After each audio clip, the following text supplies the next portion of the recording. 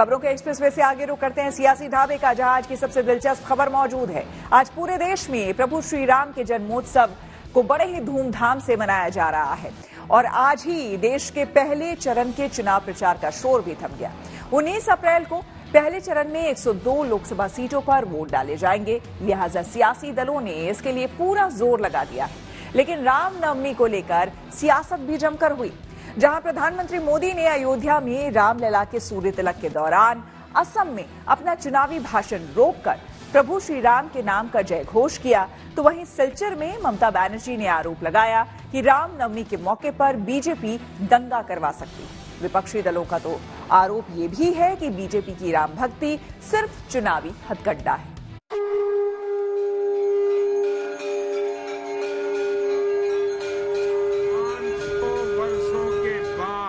भगवान राम अयोध्या में भव्य मंदिर में विराजमान है। 4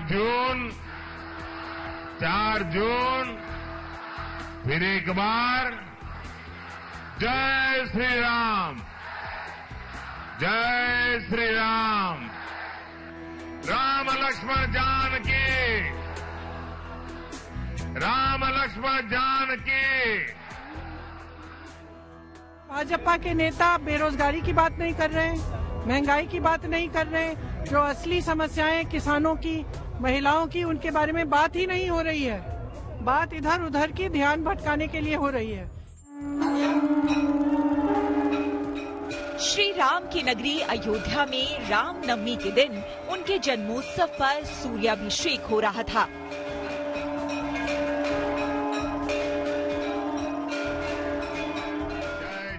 और अयोध्या से 1127 किलोमीटर दूर असम में जय घोष गूंज रहा था। राम लक्ष्मण जानकी। चुनावी रैली के मंच से ही प्रधानमंत्री मोदी श्री राम के जन्मोत्सव पर खुशी जता रहे थे। राम लक्ष्मण जानकी। 500 वर्षों के इंतजार के बाद आखिर भगवान राम अपने भव्य मंदिर में विराजमान हुए हैं। प्रभु राम को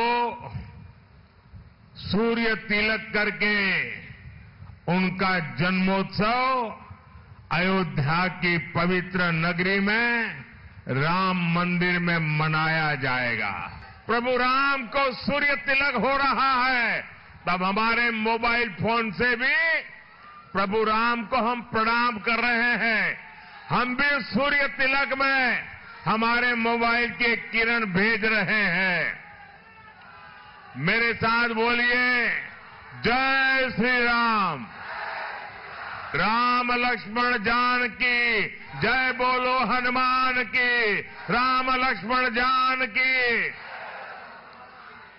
राम लक्ष्मण जानकी, राम लक्ष्मण जानकी। प्रधानमंत्री मोदी रामनवमी के इस मौके को बेहद खास बताते हैं। 500 वर्षों में पहली बार अपने जन्म स्थान पर प्रभु श्री राम के जन्मोत्सव की उपलब्धि की तरह उसे देखते हैं और जनता से पूछते हैं कि 4 जून को क्या होगा। जय जय श्री राम। 4 जून फिर एक बार, फिर एक बार, फिर एक बार, सारी जून। जहां तक मैं देख रही हूं, भाजपा की सरकार ने एक सत्य का पथ नहीं चुना है, क्योंकि जनता के सामने सत्य नहीं आ रहा है। और मैं इतना कहूंगी कि मोदी जी के सामने भी इस देश की सच्चाई आज दिख नहीं रही है उनको। मोदी जी को ये दिख नहीं रहा है कि इस देश का जो आम आदमी है, देश का गरीब है, देश का किसान है, देश की गरीब महिला है, कितना तरस रही है, कितना तड़प रही है, कितना तड़प रहे हैं लोग, क्योंकि महंगाई आसमान छू रही है, बेरोजगारी बढ़ गई है, कम नहीं हुई है। प्रधानमंत्री मोदी ये भरोसा अपने 10 साल के कार्यकाल पर जता रहे हैं और लोगों से ये अपील करते नजर आ रहे हैं कि 4 जून को दोबारा बीजेपी फिर सत्ता में वापसी करेगी। हालांकि विपक्षी दल बीजेपी की इस राजनीति में राम भक्ति की नीति को चुनावी हथकंडा बता रहे हैं और आरोप लगा रहे हैं कि राजनीति में धर्म का इस्तेमाल नहीं किया जाना चाहिए। अयोध्या धाम में हर्षोल्लास है, उमंग है। लगभग 500 वर्षों के उपरांत मर्यादा पुरुषोत्तम प्रभु श्री राम की पावन जन्मभूमि पर उनके पावन जन्मोत्सव का कार्यक्रम उत्साह और उमंग के साथ आयोजित हो पा रहा है। रामनवमी तो हमेशा बड़े हर्षोल्लास से मनाई जाती रही। रामनवमी को जो कुछ लोगों ने पेटेंट कर लिया है, उनकी बपौती नहीं रामनवमी। रामनवमी करोड़ों लोग हजारों वर्ष से मनाते चले जा रहे हैं और एक राम मंदिर नहीं है, हजारों राम मंदिर इस देश में हैं।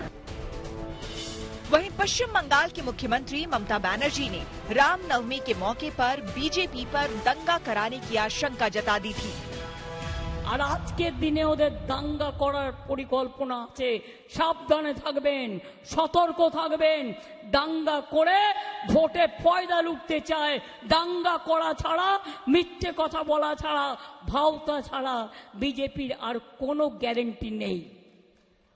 ওদের একটাই গ্যারান্টি, দাঙ্গা করো, ভোট লোটো, সংখ্যালঘুদের পেশো।